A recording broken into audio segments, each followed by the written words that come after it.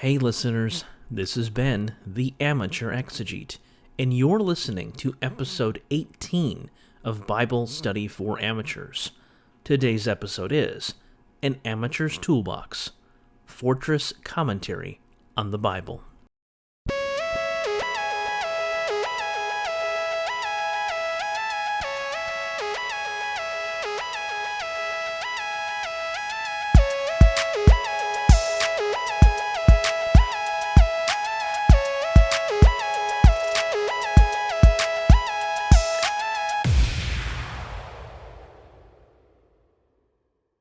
The next episodes of this podcast will look at what commentaries should go in every amateur's toolbox. The first is a 2-volume set from Fortress Press, the Fortress Commentary on the Bible. Published by Fortress Press in Minneapolis, Minnesota, these volumes are unique and useful. Let's jump in. The first of the two is a commentary on the Old Testament and Apocrypha, edited by Gail Yee, Hugh Page Jr., and Matthew Coomber. The layout of this commentary is fairly simple to follow. To begin with, there are a trio of essays. Reading the Old Testament in Ancient and Contemporary Contexts by Matthew Coomber, The People of God and the Peoples of the Earth by Hugh Page Jr., and Reading the Christian Old Testament in the Contemporary World by Daniel Smith Christopher. Following this are book-by-book commentaries based upon the order found in the Christian canon. Each section, whether it be the Torah, historical writings, wisdom writings, the prophetic texts, or the Apocrypha, are prefaced with an introduction that covers the various themes and perspectives found in those sections. So, for example, in Sarah Schechtman's Introduction to the Torah, she talks about the nature of the Torah, questions about its authorship, and the various themes found throughout it, like creation, kinship, and covenant. You've got to love that alliteration.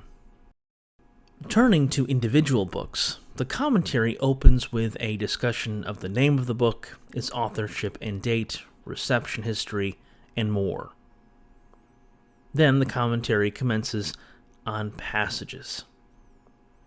This isn't a verse-by-verse commentary. Instead, commentators take up sections and discuss first the text in its ancient context, second, the text in the interpretive tradition, that is, how it has been received historically, and third, how the text has been used in contemporary discussions. Let's consider an example from the book of Jonah, the commentary of which was written by Matthew Coomber.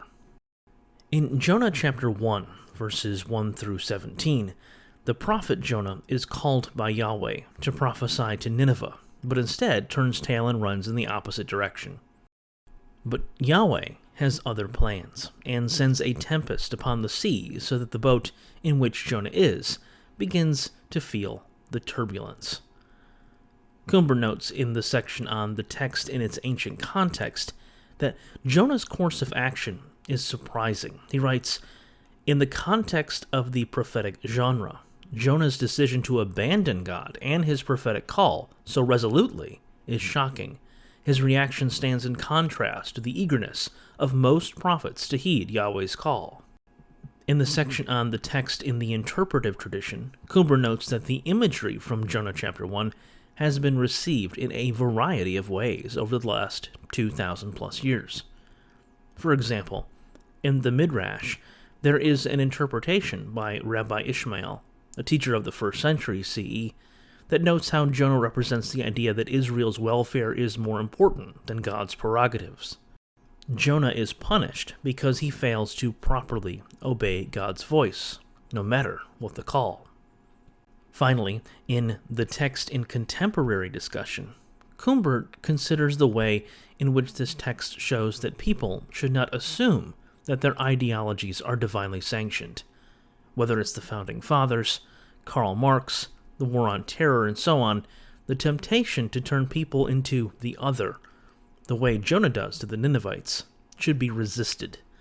The God of Jonah is one of compassion, even for those wicked Ninevites. The second volume in this set focuses on the New Testament and is edited by Margaret Eimer, Cynthia Briggs-Kildridge, and David Sanchez. In terms of format, it is identical to the previous volume.